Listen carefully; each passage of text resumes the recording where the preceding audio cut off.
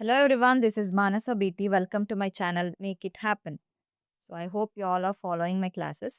ಇಲ್ಲಿವರೆಗೂ basics of constitution ಮಾಡಿದ್ದೆ and amendments ಮಾಡಿದ್ದೀನಿ, ಕಾನ್ಸ್ಟಿಟ್ಯೂಷನ್ ಬಾಡೀಸ್, ನಾನ್ ಕಾನ್ಸ್ಟಿಟ್ಯೂಷನ್ ಬಾಡೀಸ್ ಮಾಡಿದ್ದೀನಿ.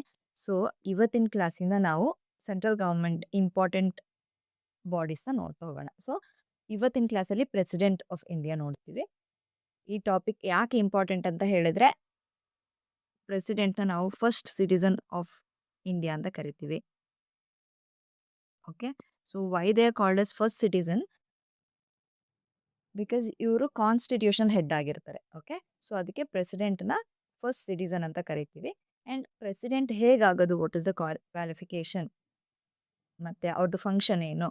ಸೊ ಎಕ್ಸಾಮ್ಸಲ್ಲೆಲ್ಲ ತುಂಬ ಪ್ರೆಸಿಡೆಂಟ್ ಬಗ್ಗೆ ಕ್ವೆಶನ್ಸ್ ಬರ್ತಿರುತ್ತೆ. ಸೊ ಯಾಕಿದು ಇಷ್ಟು ಇಂಪಾರ್ಟೆಂಟ್, ಇದನ್ನು ಈ ಕ್ಲಾಸಲ್ಲಿ ನೋಡ್ತಾ ಹೋಗೋಣ. ಓಕೆ, ಪ್ರೆಸಿಡೆಂಟ್ ಎಕ್ಸಿಕ್ಯೂಟಿವ್ ಹೆಡ್ ಆಗಿರ್ತಾರೆ, supreme commander of armed force ಆಗಿರ್ತಾರೆ. ಸೊ ಏನೇ ಆರ್ಮ್ಡ್ ಫೋರ್ಸ್ಗೆ ಕಮಾಂಡ್ ಮಾಡಬೇಕು ಅಂತ ಹೇಳಿದರೆ ಅದು ಪ್ರೆಸಿಡೆಂಟೇ ಮಾಡೋವಂಥದ್ದು. ಓಕೆ, ಏನೇ ಚೇಂಜಸ್ ಮಾಡೋದಾಗಿರ್ಬೋದು. ಆ್ಯಂಡ್ ಆರ್ಟಿಕಲ್ 52 ಇಂದ ಆರ್ಟಿಕಲ್ 62ವರೆಗೂ ಪ್ರೆಸಿಡೆಂಟ್ ಬಗ್ಗೆನೇ ಇದೆ ಆರ್ಟಿಕಲ್ಸಲ್ಲಿ. ಓಕೆ, ಸೊ ಯಾವುದೆಲ್ಲ ಆರ್ಟಿಕಲ್ಸ್ ಇಂಪಾರ್ಟೆಂಟ್ ಇದೆ ಅದನ್ನು ಏನೇನಿದೆ ಅಂತ ಹೇಳಿ ನಾನು ಹೇಳ್ತಾ ಹೋಗ್ತೀನಿ. ಆ್ಯಂಡ್ ಆರ್ಟಿಕಲ್ 52 ಅಲ್ಲಿ ಫಸ್ಟ್ಗೆ ಏನು ಹೇಳ್ತಾರೆ ಅಂತ ಹೇಳಿದ್ರೆ, they shall be a president ಅಂತ ಹೇಳ್ತಾರೆ. ಅಂದರೆ ಪ್ರೆಸಿಡೆಂಟ್ ಇರಬೇಕು ಅಂತ ಅಷ್ಟೇ ಆರ್ಟಿಕಲ್ 52 ಅಲ್ಲಿ ಮೆನ್ಷನ್ ಆಗಿರೋಂಥದ್ದು. ಸೊ ಈ ಥರ ಕ್ವಶನ್ಸ್ ಅರೈಸ್ ಆಗುತ್ತೆ. ಪ್ರೆಸಿಡೆಂಟ್ ಇರಬೇಕು ಅಂತ ಹೇಳಿ ಯಾವುದ್ರಲ್ಲಿ ಹೇಳಿದ್ದಾರೆ, ಆ್ಯಂಡ್ ಅದು ಯಾವ್ದಾದ್ರು ಫಂಕ್ಷನ್ ಇದ್ರೆ, ಸ್ಪೆಸಿಫಿಕ್ ಫಂಕ್ಷನ್ ಇದ್ರೆ ಅದನ್ನು ಮೆನ್ಷನ್ ಮಾಡಿ ಆರ್ಟಿಕಲ್ಸ್ ಕೇಳ್ತಾರೆ, ಆ ಥರ. ಓಕೆ, ಸೊ 54ಅಲ್ಲಿ ಏನು ಹೇಳಿದ್ದಾರೆ ಅಂತ ಹೇಳಿದ್ರೆ, ಪ್ರೆಸಿಡೆಂಟ್ನ ಎಲೆಕ್ಷನ್ ಮಾಡಬೇಕು. ಓಕೆ, ಪ್ರೆಸಿಡೆಂಟ್ದು ಎಲೆಕ್ಷನ್ ಇರಬೇಕು ಅಂತ ಹೇಳಿದ್ದಾರೆ. ಆ್ಯಂಡ್ ಆರ್ಟಿಕಲ್ 55ಅಲ್ಲಿ ಮ್ಯಾನರ್ ಆಫ್ ಎಲೆಕ್ಷನ್ನ ಮೆನ್ಷನ್ ಮಾಡಿದ್ದಾರೆ. ಸೊ ಇದನ್ನು ನೋಡ್ಕೊಂಡು ಬರೋಣ. ಸೊ ಎಲೆಕ್ಷನ್ ಆಫ್ ಪ್ರೆಸಿಡೆಂಟ್ ಏನು, ಮ್ಯಾನರ್ ಆಫ್ ಎಲೆಕ್ಷನ್ ಏನು ಅಂತ ನಾನು ಎಕ್ಸ್ಪ್ಲೇನ್ ಮಾಡ್ತೀನಿ. ಸೊ ಇಲ್ಲಿ ಎಲೆಕ್ಷನ್ ಅಂತ ನೋಡೋದಾದ್ರೆ ಸೀಕ್ರೆಟ್ ಬ್ಯಾಲೆಟ್ ಇರುತ್ತೆ. ಓಕೆ, ಸೀಕ್ರೆಟ್ ಬ್ಯಾಲೆಟ್ ಇರುತ್ತೆ.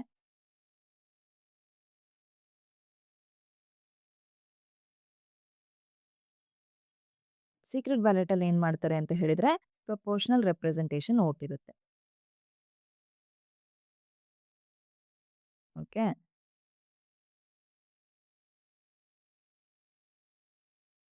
ಸೊ ಪ್ರಪೋರ್ಷನಲ್ ರೆಪ್ರೆಸೆಂಟೇಷನ್ ಅಂತ ಹೇಳಿದ್ರೆ, ಈಗ ಫಾರ್ ಎಕ್ಸಾಂಪಲ್ ಇಲ್ಲಿ 3 ಜನ ಓಟಿಗೆ ನಿಂತಿದ್ದಾರೆ ಅಂತ ಅಂದ್ಕೊಳ್ಳೋಣ. Okay, so first person, second person, third person. So ಇಲ್ಲಿ ನಾವು ವೋಟ್ ಮಾಡ್ತಿರೋರ್ಗೆ ಏನು ಅಂತ ಹೇಳಿದ್ರೆ, ನಾವು ಇಲ್ಲಿ ಈ ಈ ಪರ್ಸನ್ಗೆ ನಾವು ಫಸ್ಟ್ ಪ್ರಿಫರೆನ್ಸ್ ಕೊಟ್ಟಿದ್ದೀವಿ, ಇವರಿಗೆ ನಾವು ಸೆಕೆಂಡ್ ಪ್ರಿಫರೆನ್ಸ್ ಕೊಟ್ಟಿದ್ದೀವಿ, ಇವರಿಗೆ ನಾವು ಥರ್ಡ್ ಪ್ರಿಫರೆನ್ಸ್ ಕೊಡ್ತೀವಿ. ಸೊ ಈ 3 ಜನಕ್ಕೂ ನಾವು ವೋಟ್ ಹಾಕ್ತಿದ್ದೀವಿ, ಬಟ್ ಪ್ರಿಫರೆನ್ಸ್ ಪ್ರಕಾರ ನಾವು ವೋಟ್ ಹಾಕ್ತಿದ್ದೀವಿ. ಓಕೆ, ಸೊ ಅದನ್ನು ನಾವು ಪ್ರಪೋರ್ಷನಲ್ ರೆಪ್ರೆಸೆಂಟೇಷನ್ ಅಂತ ಕರಿತೀವಿ. ಸೊ ಈ ಮ್ಯಾನರಲ್ಲಿ ಈ ಥರ ಇವರು ಎಲೆಕ್ಷನ್ ಮಾಡುವಂಥದ್ದು ಪ್ರೆಸಿಡೆಂಟ್ನ. ಓಕೆ, ಸೊ ಇದು ನಿಮಗೆ ಗೊತ್ತಿರಬೇಕು. ಆ್ಯಂಡ್ ಪ್ರೆಸಿಡೆಂಟ್ನ ಯಾರೆಲ್ಲ ಎಲೆಕ್ಟ್ ಮಾಡ್ಬೋದು ಅಂತ ನೋಡೋದಂದ್ರೆ, ಇಲ್ಲಿ ಎಲೆಕ್ಷನ್ ಮಾಡುವಾಗ ಎಲೆಕ್ಟೆಡ್ ಮೆಂಬರ್ಸ್ ಇರಬೇಕು, ಅದು ಮೇನ್. ಓಕೆ,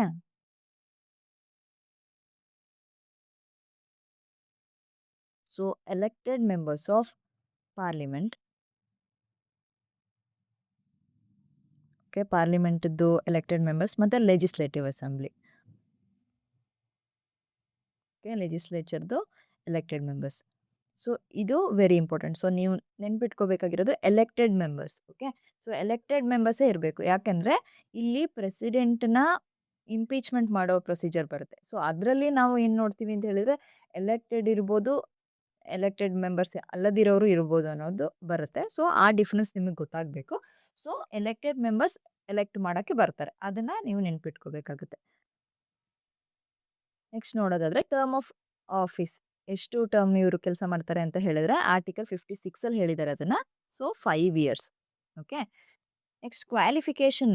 ಈಗ ಪ್ರೆಸಿಡೆಂಟ್ ಆಗಬೇಕು ಅಂತ ಹೇಳಿದ್ರೆ ಇವರು ಕ್ವಾಲಿಫಿಕೇಷನ್ ಏನಿರಬೇಕು ಅದನ್ನು ಮೆನ್ಷನ್ ಮಾಡಿರೋದು ಆರ್ಟಿಕಲ್ 58ಅಲ್ಲಿ. ಓಕೆ, ಸೊ ಕ್ವಾಲಿಫಿಕೇಷನ್ ಏನಿರಬೇಕು ಅಂತ ಹೇಳಿದ್ರೆ, ಫಸ್ಟ್ ಇವರು ಸಿಟಿಸನ್ ಆಗಿರಬೇಕು ಇಂಡಿಯದ್ದು. ಓಕೆ, ಇಂಡಿಯನ್ ಸಿಟಿಸನ್ ಆಗಿರಬೇಕು. ಆ್ಯಂಡ್ ಸೆಕೆಂಡ್ಲಿ ಇವ್ರು ಏನು ಅಂತ ಹೇಳಿದ್ರೆ 35 ಇಯರ್ಸ್ ಅಥವಾ ಇದ್ರದ್ದು ಮೇಲೆ ಇರಬೇಕು.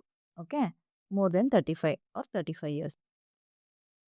ಮತ್ತು ಇವರು ಯಾವುದೇ ಆಫೀಸ್ ಆಫ್ ಪ್ರಾಫಿಟ್ ಇಟ್ಟಿರಬಾರ್ದು. ಅಂದರೆ ಇವ್ರಿಗೆ ಆಫೀಸ್ ಆಫ್ ಪ್ರಾಫಿಟ್ ಬೇರೆ ಏನು ಇರಬಾರ್ದು. ಓಕೆ. ಸೊ ಇದು ಇಂಪಾರ್ಟೆಂಟ್ ಆಗುತ್ತೆ. ಲೋಕಸಭಾದಲ್ಲಿ ಮೆಂಬರ್ ಆಗೋ ಕ್ವಾಲಿಫಿಕೇಶನ್ ಇರಬೇಕು ಇವರಿಗೆ. ಓಕೆ. ಸೊ ಇಷ್ಟು ಕ್ವಾಲಿಫಿಕೇಶನ್ ಟೋಟಲ್ ಆಗಿ ಇದ್ರೆ ಪ್ರೆಸಿಡೆಂಟ್ಗೆ ಎಲೆಕ್ಷನ್ಗೆ ನಿಂತ್ಕೊಳ್ಬೋದು ಇವರು. ಓಕೆ. ನೆಕ್ಸ್ಟ್ ಆರ್ಟಿಕಲ್ 59 ಏನು ಕಂಡೀಷನ್ ಆಫ್ ಪ್ರೆಸಿಡೆಂಟ್ಸ್ ಆಫೀಸ್ ಬಗ್ಗೆ ಮಾತಾಡಿದ್ದಾರೆ. ಸೊ ಯಾವ ಥರ ಇರಬೇಕು ಪ್ರೆಸಿಡೆಂಟ್ ಆಫೀಸಲ್ಲಿ ಅಂದರೆ, ಪ್ರೆಸಿಡೆಂಟ್ ಆಫೀಸ್ನ ಇವರು ವಿತೌಟ್ ರೆಂಟ್ ಯೂಸ್ ಮಾಡ್ಕೊಳ್ಬೋದು. ಓಕೆ. ಪ್ರೆಸಿಡೆಂಟ್ ಆಗಿರೋರು. ಆ್ಯಂಡ್ ಓತ್ ಎಫರ್ಮೇಷನ್, ಓತ್ ಯಾರ ಮುಂದೆ ತಗೊಳ್ಬೇಕು ಅಂತ ಹೇಳಿದರೆ ಚೀಫ್ ಜಸ್ಟಿಸ್ ಆಫ್ ಇಂಡಿಯಾ, ಅದನ್ನು ಆರ್ಟಿಕಲ್ 60 ಮೆನ್ಷನ್ ಮಾಡಿದರೆ, if there is no chief justice of India ಅಂದರೆ ಅವತ್ತೇನಾದರೂ ಆಬ್ಸೆಂಟ್ ಇದ್ದಾರೆ ಅವರು ಅಂತ ಹೇಳಿದಾಗ, ಸೊ ಸುಪ್ರೀಂ ಕೋರ್ಟ್ದು ಜಡ್ಜ್ ಇರ್ತಾರಲ್ಲ, ಸೀನಿಯರ್ ಸುಪೀರಿಯರ್ ಜಡ್ಜ್ ಇರ್ತಾರಲ್ಲ, ಅವರಿದ್ರೂ ಅವ್ರ ಮುಂದೆ ಓದ್ ತಗೊಳ್ಬೋದು. ಓಕೆ. ಸೊ ನೆಕ್ಸ್ಟ್ ಟಾಪಿಕ್ ನೋಡೋದಾದ್ರೆ ಆರ್ಟಿಕಲ್ 61 ಇಂಪೀಚ್ಮೆಂಟ್ ಆಫ್ ಪ್ರೆಸಿಡೆಂಟ್ ಹೇಳಿದ್ದಾರೆ. So this is very important topic. So impeachment ಮಾಡಬೇಕು ಅಂತ ಹೇಳಿದ್ರೆ, ಯಾಕೆ ಇಂಪೀಚ್ಮೆಂಟ್ ಅಂತ ವರ್ಡ್ ಯೂಸ್ ಮಾಡ್ತಾರೆ ಅಂತ ಹೇಳಿದ್ರೆ, ಇವ್ರನ್ನ ರಿಮೂವಲ್ ಅಂತ ಹೇಳೋಕ್ಕಾಗಲ್ಲ. ಬಿಕಾಸ್ ಅಷ್ಟು ಈಸಿಯಾಗಿ ರಿಮೂವಲ್ ಪ್ರೊಸೀಜರ್ ಇಲ್ಲ ಇದು. ಓಕೆ. ಇದು ತುಂಬ ದೊಡ್ಡ ಪ್ರೊಸೀಜರ್ ಇದೆ ರಿಮೂವ್ ಮಾಡಬೇಕು ಪ್ರೆಸಿಡೆಂಟ್ನ ಅಂತ ಹೇಳಿದ್ರೆ. ಪ್ರೆಸಿಡೆಂಟ್ ಕಾನ್ಸ್ಟಿಟ್ಯೂಷನಲ್ ಇದನ್ನ ಅವ್ರೇನಾದರೂ ವೈಲೇಟ್ ಮಾಡಿದರೆ, ಓಕೆ, ಆಗ ಅವ್ರನ್ನ ಇಂಪೀಚ್ಮೆಂಟ್ ಮಾಡ್ತಾರೆ. ಓಕೆ. ಸೊ ಇಂಪೀಚ್ಮೆಂಟ್ ಮಾಡುವಾಗ ಯಾರೆಲ್ಲ ಇರ್ಬೋದು, ಯಾರು ಇವ್ರನ್ನ ಇಂಪೀಚ್ಮೆಂಟ್ ಮಾಡ್ತಾರೆ ಅಂತ ಹೇಳಿದ್ರೆ, ಸೊ ಬೋತ್ ದ ಹೌಸ್ ಅಂದರೆ ಈಗ ಪಾರ್ಲಿಮೆಂಟಲ್ಲಿ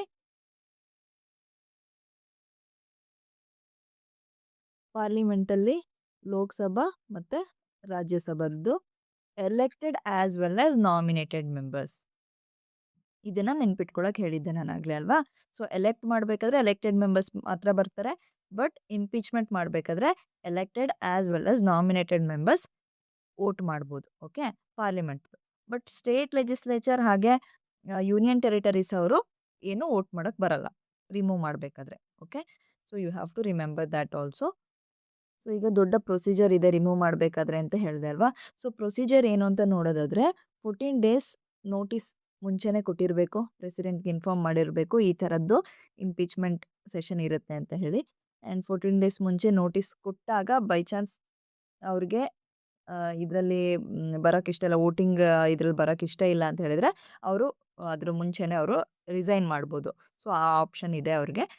ಆ್ಯಂಡ್ 14 ಡೇಸ್ ಮುಂಚೆ ನೋಟಿಸ್ ಇರಬೇಕು. ಅದಾದಮೇಲೆ 2/3 ಮೆಜಾರಿಟಿ ವೋಟ್ ಬಂದಿರಬೇಕು. ಅವ್ರನ್ನ ಇಂಪೀಚ್ ಮಾಡಬೇಕು ಅಂತ ಹೇಳಿ 2/3 ಮೆಂಬರ್ಸ್ ಅವ್ರಿಗೆ ವೋಟ್ ಹಾಕಿರಬೇಕು. ಆಗ ಮಾತ್ರ ಇದು ಪಾಸಿಬಲ್. ಓಕೆ. ಸೊ ಸೊ ಇಷ್ಟೆಲ್ಲ ಪ್ರೊಸೀಜರ್ ಆದಮೇಲೆ ನೆಕ್ಸ್ಟ್ ವೋಟ್ ಮಾಡೋವಂಥದ್ದು. ನೆಕ್ಸ್ಟ್ ನೋಡೋದಾದ್ರೆ ಆರ್ಟಿಕಲ್ 62 ಅಲ್ಲಿ ನೋಡೋದಾದ್ರೆ, ಇದು ಎಲೆಕ್ಷನ್ ಎಷ್ಟು ಟೈಮ್ ಪ್ರೆಸಿಡೆಂಟ್ ಆಫೀಸ್ನ ಹೋಲ್ಡ್ ಮಾಡ್ತಾರೆ ಅಂದರೆ ಎಲೆಕ್ಷನ್ ಟೈಮಲ್ಲಿ ವೇಕೆನ್ಸಿ ಇರುತ್ತಲ್ಲ, ವೇಕೆನ್ಸಿ ಆದಾಗ ಎಲೆಕ್ಷನ್ ಮಾಡಬೇಕು, ಆ ಪೋಸ್ಟ್ಗೆ ಎಲೆಕ್ಟ್ ಮಾಡಬೇಕು. ಆಗ ಮಾಡೋ ಟೈಮಲ್ಲಿ ಎಷ್ಟು ಟೈಮ್ ಅವರು ವೇಕೆನ್ಸಿ ಇರ್ಬೋದು ಆಫೀಸ್ ಅಂತ ಹೇಳಿ. ಓಕೆ. ಸೊ 6 ಮಂತ್ಸ್ಗಿಂತ ಜಾಸ್ತಿ ಇರೋ ಹಾಗಿಲ್ಲ. 6 ಮಂತ್ಸ್ ಒಳಗಡೆ ಎಲೆಕ್ಷನ್ ಮಾಡಿ ಮುಗಿಸ್ಬೇಕು. ಏನಾದರೂ in case of sudden death ಅಥವಾ ಏನಾದರೂ ಆ ಥರ ವೇಕೆನ್ಸಿ ಇದ್ದರೆ, ರೆಸಿಗ್ನೇಷನ್ ಇದ್ದಲ್ಲಿ, ಅಥವಾ ನೆಕ್ಸ್ಟ್ 5 ಇಯರ್ಸ್ ಕಂಪ್ಲೀಟ್ ಆಗಿದೆ, ನೆಕ್ಸ್ಟ್ ಪ್ರೆಸಿಡೆಂಟ್ನ ಎಲೆಕ್ಟ್ ಮಾಡಬೇಕು ಅನ್ನೋ ಟೈಮ್ ಪೀರಿಯಡಲ್ಲಿ, ಆ time period gap just 6 months, ಅದಕ್ಕಿಂತ ಜಾಸ್ತಿ ಆಗೋ ಹಾಗಿಲ್ಲ. I hope you got it. So powers of president ನೋಡ್ತಾ ಹೋಗೋಣ. ಸೊ ಫಸ್ಟೇ ಹೇಳಿದಾಗೆ ಪವರ್ಸ್ ಆಫ್ ಪ್ರೆಸಿಡೆಂಟಲ್ಲಿ ಎಕ್ಸಿಕ್ಯೂಟಿವ್ ಪವರ್ ಬರುತ್ತೆ. ಸೊ ಇದರಲ್ಲಿ ಸುಪ್ರೀಂ ಕಮಾಂಡರ್ ಆಗಿರ್ತಾರೆ ಇವರು ಆರ್ಮ್ಡ್ ಫೋರ್ಸಸಲ್ಲಿ. ಇದು ಲೆಜಿಸ್ಲೇಟಿವ್ ಪವರ್ ನೋಡೋದಾದ್ರೆ ಆರ್ಟಿಕಲ್ 79 ಅನ್ನು ಮೆನ್ಷನ್ ಆಗಿದೆ. ಬಟ್ ಇದು ಆರ್ಟಿಕಲ್ ಏನು ಅಷ್ಟು ಇಂಪಾರ್ಟೆಂಟ್ ಆಗಲ್ಲ. ಬಟ್ ಲೆಜಿಸ್ಲೇಟಿವ್ ಪವರ್ಸ್ ಅಂತ ಹೇಳಿದ್ರೆ ಪಾರ್ಲಿಮೆಂಟ್ ಜೊತೆ ಇವರು ಲೋಕಸಭಾ ರಾಜ್ಯಸಭಾ ಎರಡರದ್ದು ಪಾರ್ಟ್ ಆಗಿರ್ತಾರೆ ಇವರು. ಓಕೆ. ಮತ್ತೆ ಆರ್ಟಿಕಲ್ 85 ಮೆನ್ಷನ್ ಆಗಿರೋಂಥದ್ದು president may from time to time summons, ಈಗ ಅವರು ಸಮನ್ ಮಾಡ್ಬೋದು ಮೀಟಿಂಗ್ಸ್ನೆಲ್ಲ. ಓಕೆನಾ. ಮತ್ತೆ ಹೌಸ್ನ ಲೀಡ್ ಮಾಡ್ಬೋದು, ಮತ್ತೆ ಯಾವುದೇ ಹೌಸನ್ನು ಅವರು ಡಿಸಾಲ್ವ್ ಮಾಡ್ಬೋದು. ಓಕೆ. ಲೋಕಸಭಾ ಇರುತ್ತಲ್ಲ ಅದನ್ನು ಡಿಸಾಲ್ವ್ ಮಾಡ್ಬೋದು. ಸೊ ಅಷ್ಟು ಪವರ್ ಇದೆ ಅವ್ರಿಗೆ. ಆ್ಯಂಡ್ ಆರ್ಟಿಕಲ್ 86 ಏನು ಅಂತ ಹೇಳಿದ್ರೆ, ಈಗ ಪಾರ್ಲಿಮೆಂಟಲ್ಲಿ 2 ಹೌಸ್‌ನ ಅಡ್ರೆಸ್ ಮಾಡಬೇಕು ಅಂತ ಹೇಳಿದ್ರೆ ಇವ್ರು ಮಾಡ್ಬೋದು. ಏನು ಮೆಸೇಜ್ ಸೆಂಡ್ ಮಾಡಬೇಕು ಅಂದ್ರೂ ಮಾಡ್ಬೋದು ಇವರು. ಓಕೆ. ಆರ್ಟಿಕಲ್ 111 ಅಲ್ಲಿ 111 so president shall either give assent to bills. ಬಿಲ್ಸಿಗೆ ಅಸೆಂಟ್ ಕೊಡೋದು ಅಂತ ಹೇಳಿದ್ರೆ ಈಗ ಪರ್ಮಿಷನ್ ಕೊಡೋಂಥದ್ದು. ಓಕೆ. ಯಾವುದೇ ಆ್ಯಕ್ಟ್ ಆಗಿರುತ್ತಲ್ಲ ಅದು ಆ್ಯಕ್ಟ್ ಪಾಸ್ ಆದಾಗ ಬಿಲ್ ಆಗಿ ಫಾರ್ಮೇಷನ್ ಆಗುತ್ತೆ. ಸೊ ಇವರು ಪರ್ಮಿಷನ್ ಕೊಟ್ಟಾದ ಪ್ರೆಸಿಡೆಂಟ್ ಪರ್ಮಿಷನ್ ಕೊಟ್ಟರೆ ಸೊ ಅದನ್ನು ಇವ್ರು ಕೊಡ್ಬೋದು. ಮತ್ತು ಅವರು ವಿತ್‌ಹೋಲ್ಡು ಮಾಡ್ಬೋದು. ವಿತ್‌ಹೋಲ್ಡ್ ಅಂತ ಹೇಳಿದ್ರೆ ಪರ್ಮಿಷನ್ ಕೊಡೋದೇನೆ ಅವ್ರ ಹತ್ರನೇ ಇಟ್ಕೊಳ್ಳೋಂಥದ್ದು. ಓಕೆ. ಸೊ ಅದನ್ನು ವಿತ್‌ಹೋಲ್ಡ್ ಅಂತ ಕರಿತೀವಿ. ಸೊ ಆ ಪವರ್ ಇದೆ ಅವರಿಗೆ. ಮತ್ತು ಇವರು ಆ ಬಿಲ್‌ನ ರೀಕನ್ಸಿಡರೇಷನ್ ಮಾಡೋಕ್ಕೆ ಇದನ್ನು ಮತ್ತೆ ನೋಡಿ ಚೇಂಜಸ್ ಮಾಡಿ ಕಳಿಸಿ ಅಂತ ಹೇಳಿ ಮತ್ತೆ ಅವರು ರಿಟರ್ನ್ ಮಾಡ್ಬೋದು ಬಿಲ್‌ನ. ಸೊ ಇದೊಂದು ಪವರ್. ಇದು ಇಂಪಾರ್ಟೆಂಟ್ ಆಗುತ್ತೆ 111ದು ನೀವು ನೋಡ್ಕೋಬೇಕು. ಆರ್ಟಿಕಲ್ 123ನೂ ಅಷ್ಟೇ ಇಂಪಾರ್ಟೆಂಟ್ ಇದೆ ನೋಡಿ. ಸೊ ಇದೇನು ಅಂತ ಹೇಳಿದ್ರೆ ಆರ್ಟಿಕಲ್ 123 ಈಗ ಪಾರ್ಲಿಮೆಂಟ್ ಏನೋ ಸೆಷನಲ್ಲಿ ಇಲ್ಲ ಅಂತ ಹೇಳಿದ್ರೆ ಇವರು ಆರ್ಡಿನೆನ್ಸ್ ಕಳಿಸ್ಬೋದು. ಓಕೆ. ಅಂದರೆ ಇವ್ರದ್ದೇ ಒಂದು ಲಾನ ಇವ್ರು ಮಾಡ್ಬೋದು. ಮತ್ತು ಪಾರ್ಲಿಮೆಂಟಲ್ಲಿ ಪಾಸ್ ಆಗಿರೋ ಲಾ ಇರುತ್ತಲ್ಲ ಸೊ ಅದೇ ಲಾದ ಎಫೆಕ್ಟ್ ಇರುತ್ತೆ ಪ್ರೆಸಿಡೆಂಟ್ ಹೇಳಿದಾಗ. ಓಕೆ. ಸೊ ಇದು 123 ಇದನ್ನು ನೋಡ್ಕೋಬೇಕಾಗುತ್ತೆ. ಇದು ಆರ್ಟಿಕಲ್ಸ ನೋಡ್ಕೋಬೇಕಾಗುತ್ತೆ, ಇಂಪಾರ್ಟೆಂಟ್ ಇದೆ. ನಂದು ವೆರಿ ಇಂಪಾರ್ಟೆಂಟ್ ಪವರ್ ಅಂತ ಹೇಳಿದ್ರೆ ಪಾರ್ಡನಿಂಗ್ ಪವರ್. ಆರ್ಟಿಕಲ್ 72 ಇಲ್ಲಿ ಏನು ಅಂತ ಹೇಳಿದ್ರೆ ಇವರು ಪಾರ್ಡನಿಂಗ್ ಅಂತ ಹೇಳಿದ್ರೆ ಕ್ಷಮಿಸೋಂಥದ್ದು. ಓಕೆ. ಸೊ ಅಥವಾ ಏನಾದರೂ ಇವ್ರದ್ದು ಪನಿಷ್ಮೆಂಟ್ ಇರುತ್ತಲ್ವಾ, ಏನೇ ಕ್ರೈಮ್ ಮಾಡಿ ಪನಿಷ್ಮೆಂಟ್ ಸಿಕ್ಕಿರುತ್ತೆ ಸೊ ಅವ್ರಿಗೆ ಇವರು ಪನಿಷ್ಮೆಂಟ್ನ ಕಮ್ಮಿ ಮಾಡ್ಬೋದು ಅಥವಾ ಅದನ್ನು ಬೇಡ ಅಂತ ಕಂಪ್ಲೀಟಾಗಿ ಬೇಡ ಅಂತ ಮಾಡ್ಬೋದು.